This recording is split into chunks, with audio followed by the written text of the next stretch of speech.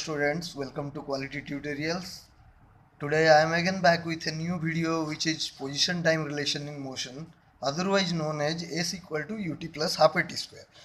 तो आप लोग जैसे कि यहाँ पे देख रहे हैं एक्स एक्सिस में मैं टाइम को शो किया हूँ, वाई एक्सिस में वेलोसिटी को शो किया हूँ जिसका यूनिट है मीटर पर सेकेंड और टाइम का यूनिट है सेकेंड्स। टी सेकेंड्स मतलब यहाँ से यहाँ तक का मैं ले रहा हूँ टी सेकेंड्स बोल के, अदरवाइज इसका यूनिट है सिर्फ सेकेंड्स।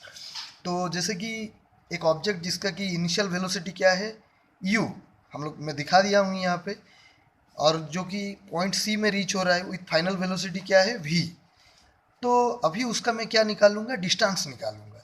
तो जैसे कि आप लोग को ऑलरेडी पता होगा basic formula, distance equal to क्या होता है, वेलोसिटी इनटू टाइम, और उसका यूनिट को अगर मल्टीप्लाई करेंगे तो मीटर पर second into second equal to second, second cancel हो गया और क्या बना हम लोग के लिए मीटर। तो इससे क्या पता चला, एस यूनिडायमेंशनल होते हुए भी, यूनिडायमेंशनल मतलब जैसे कि सेंटीमीटर, हम लोग कभी भी डिस्टेंस को किलोमीटर स्क्वायर या सेंटीमीटर स्क्वायर ऐसा बोलते हैं क्या?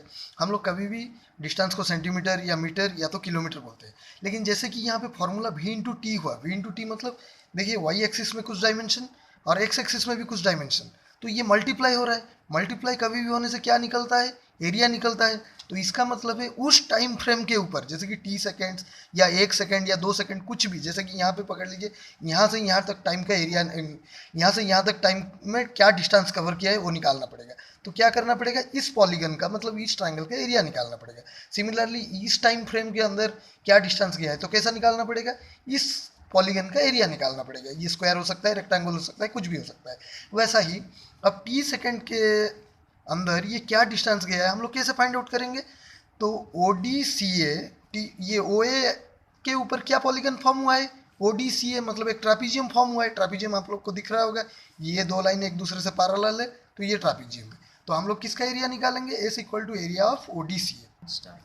तो अगर मैं ट्रापीजियम के एरिया का सीधा फॉर्मूला यूज कर दूंगा, जैसे कि half into height into sum of parallel sides, तो वो फॉर्मूला कुछ दूसरा बन जाएगा। यहाँ पे हम लोग को क्या प्रूफ करना है, S equal to U T plus half AT square. तो इस फॉर्मूला को प्रूफ करने के लिए मैं क्या करूँगा, अभी ये पॉलीगन को स्प्लिट करूँगा। तो ये स्प्लिट करने से क्या बन रहा है कि देखिए ओ डी बी ए एक रेक्टेंगल बन रहा है और उसके ऊपर डी सी बी एक ट्राइंगल बन रहा है। तो मैं यहाँ पे लिख दिया हूँ ए आर मतलब area, area of O D B A और plus area of D C B. तो मैं अभी उसका एरिया निकालूंगा। जैसे कि आप लोग को पता है रेक्टेंगल का एरिया क्या होता है, लेंथ इंटू ब्रेड्थ। तो लेंथ इसका क्या है ओ ए और ब्रेड्थ क्या है ओ डी, तो ओ ए इंटू ओ डी।